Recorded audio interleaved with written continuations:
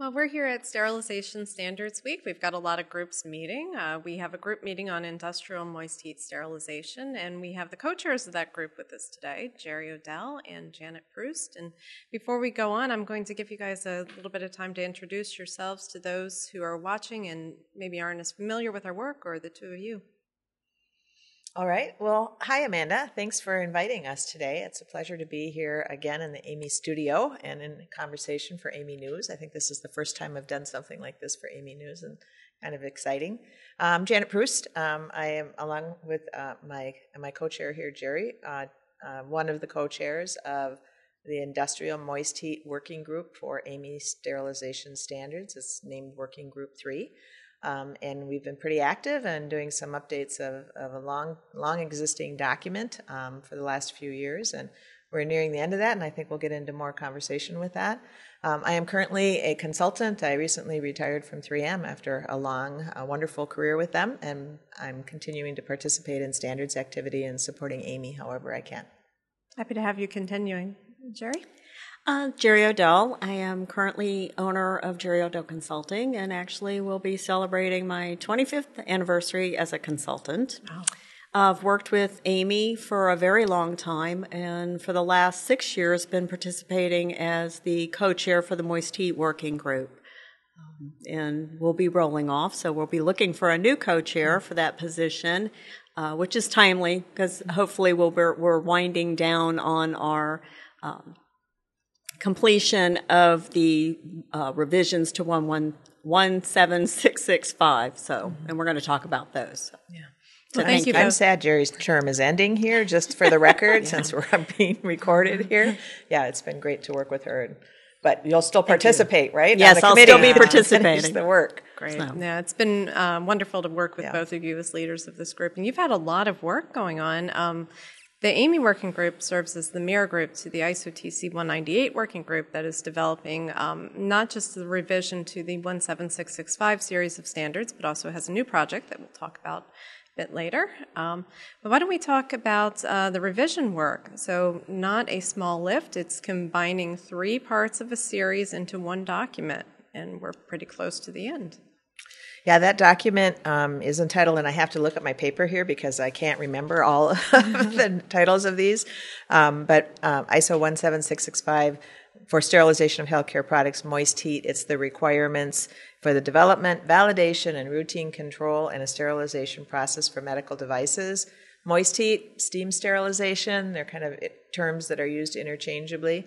And I believe it's been 6 years that we've been working to update that document. Yeah. Yes. The U.S. adopts this document. The current version that was published quite a long time ago was adopted by the U.S., and this is the update of that, as Amanda mentioned. Used to have 3 separate parts. The current work group is combining all of those parts into one single document. And I think we went through, you'll have to remind me, Amanda, but I think it was 4 committee drafts that we worked through, and I think so. We're on the 2nd draft international standard, but I do believe that we're getting pretty close to having that finalized. So it's been an interesting, multinational effort to ensure that the content of that document is not only current but applicable of processes that are used for different countries and different applications. Yeah, so more than just a combination, but as you mentioned, a revision and also adding some additional elements as well that weren't in the original editions of the 3-part series. Yeah, one of those things that we've added, and Jerry, may you talk a little bit about the annexes that we've added in? Yeah, actually, one of the big changes that is at least proposed for the document is to address the different methodologies that are used for microbiologically qualifying the sterilization process. So adding some clarification to that and making it hopefully more user-friendly in that people can review that information and get a better idea of what they really need to do and which method, because there's multiple methods that can be used, is which methods are the most appropriate for their different kinds of products. Mm-hmm. And the one thing I did want to mention about the standard, which has made it somewhat of a challenge, is incorporating, this is a standard that applies to both industrial application, which is mainly the focus in the U.S., but internationally it's also for healthcare users as well. So trying to combine those two different concepts and ideas and coming up with a document that satisfies everybody has been a challenge. But the one thing is and even a couple of annexes were added, so there will be a specific annex that addresses guidance for healthcare facilities and then an annex for guidance for industrial settings. Yeah, it's kind of tricky with those annexes because in the U.S. we have our own documents for healthcare facilities. We have ST-79 and we have our own documents related to the equipment. But in other parts of the world, particularly in Europe, not quite so much in Asia or Latin America, they also have the bigger countries have their own healthcare-related documents for moist heat or steam sterilization, but particularly in Northern Europe. And it is a big challenge to be able to say, this is the thought is you should be able to have the same process that you follow no matter where the sterilization occurs. But the reality of it is there's a very big difference in the amount of expertise, the resources that are available, the staffing that is available between industry and healthcare. So that's the piece that was a bit of a challenge, to be able to word the normative part of the document to say this is how you have to do it, and then to be able to create that guidance that gives the individual user of the standard more detail on how they can actually do that in their facility. So I know there was interest in ST-79 as this document was developing. Talk a little bit about how that content aligns with ST-79. So it really doesn't align with ST-79. You know, ST-79, if I recall way back of its predecessor, it's a comprehensive document. It goes through almost step by step of everything that you need to do. 17665 doesn't take that approach. They focus much more on the process, and that you need to define what the process is. You need to qualify your equipment. You need to then identify how you're going to kind of validate, right, the equipment, how you're going to validate the process. And it leaves a lot of room for the individual user or the person who's actually carrying out the work to decide how they want to do it and what they want to do it, even to the point of defining what the sterilization parameters are. In the U.S., because we have FDA and we're heavily regulated, healthcare users really can't define their own process. They have to use, right, an FDA-cleared sterilizer with defined parameters. They can't adjust them. 17665 allows you to adjust them, allows you to create whatever you want, because that's what's needed in an industrial setting. But in healthcare, it doesn't work like that in not only the U.S. and much of the world. So I look at ST-79 as more of, this is sort of the Bible. This is what you're going to follow, and these are the steps that you follow, and it covers much more than just the sterilization aspect of it, the sterilization equipment. It talks about cleaning, talks about staffing requirements, it talks about packaging, it talks about everything that you need to know to actually perform processing on a reusable medical device. 17665 only addresses basically what that the sterilization process itself is, not all of the things you need before and not all the things that you need after to ensure that device that is sterilized with steam or moist heat, is safe to use on the patient. That's what ST-79 covers. Okay, and I think those are important distinctions, and I'm sure there will be some education as 17665 is published, letting folks know, what it means for healthcare facilities and versus industry. Yeah, lots of opportunity to do that. Well, one of the things that is related to that is for manufacturers of reusable medical devices is them also understanding what the distinction is, because the methodologies for how you qualify your sterilization process that complies with ST-79 is in 17665. So ST-79 doesn't come at it from the manufacturer's perspective, but from the user perspective, whereas 17665 tells you, okay, if you're going to qualify one of those processes, this is how you do it. Okay. A lot there. There's a lot there. It's very complicated. It was such a big project. Yeah. So, I'm impressed with the work that the International Working Group put into it, and particularly our U.S. experts and your dedication to it. Yeah, I'll just add, it wasn't only the U.S., right? Many countries are participating. We've had a lot of really good engagement thousands of comments submitted by various countries combined that we've needed to go through. And the convener, Dr. Brian Kirk, is amazing at leading us through that entire process. He's done really, really well, and been a pleasure to work with him as well. Oh, absolutely. I agree. Yeah. So switching into another project that ISO TC 198 Working Group 3 has, I wanted to talk about one that was recently added to the work program, and it's a long title, so I had to write it down. Application of ISO TS 22421 to requirements for sterilizers used for terminal sterilization of healthcare products containing aqueous liquid in sealed containers. It's very specific. Yes.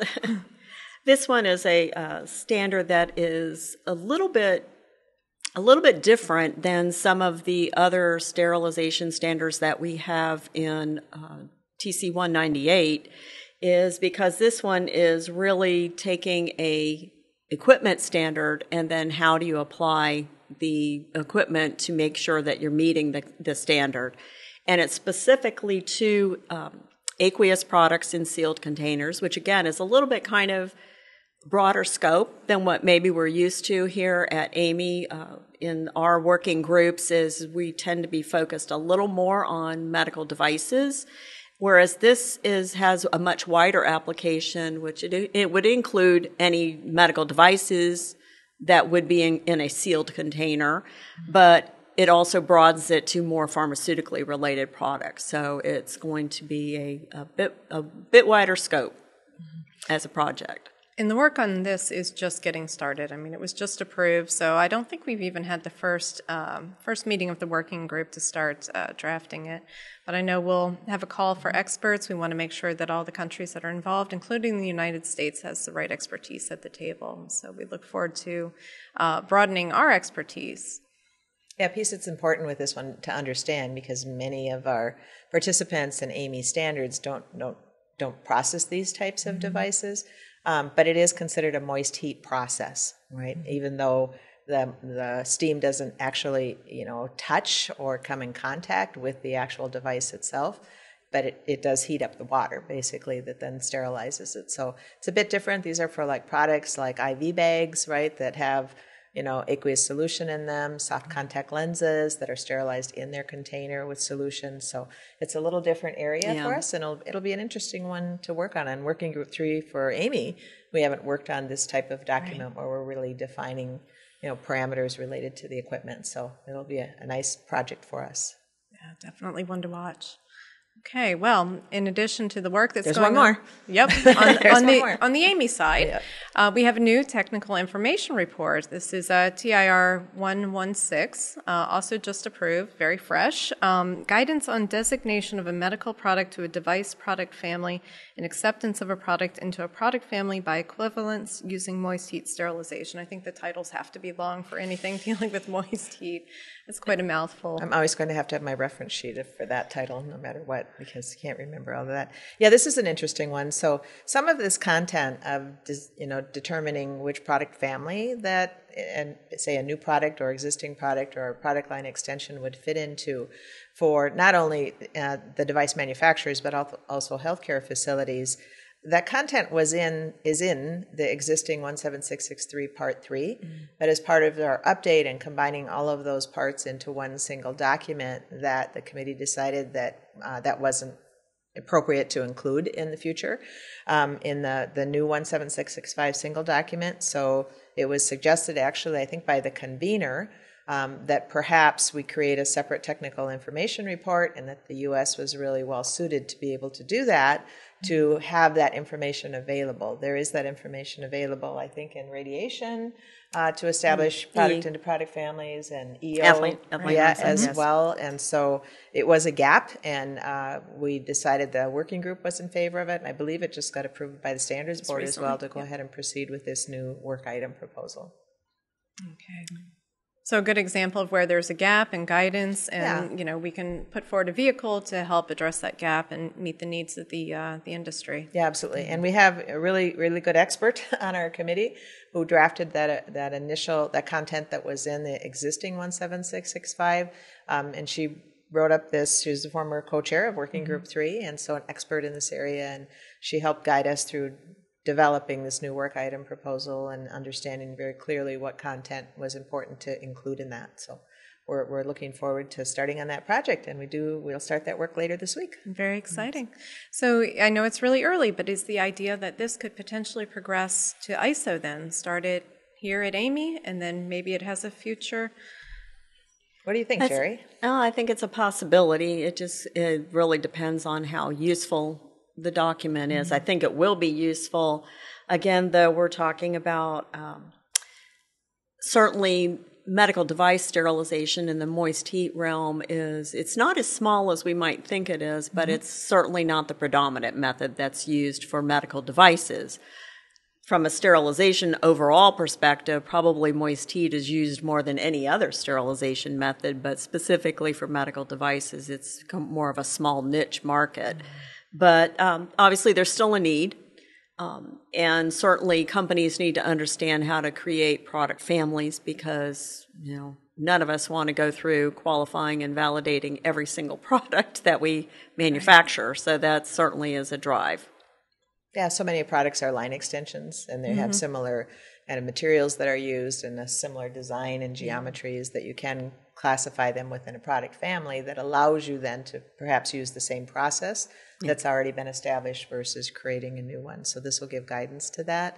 And part of the discussion of deciding if we supported this as a working group was whether or not AAMI TIR could be referenced internationally by third-party notified bodies, and I believe that it is, Jerry, right? I mean, so we're not limited, even though it's a U.S. AAMI document, if it can be referenced.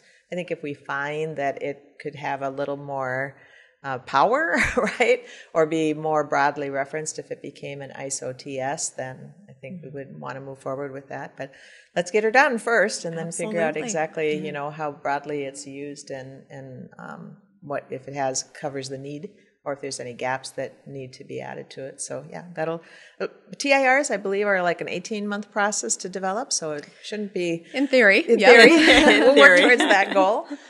It won't be as long of a process of updating 17665.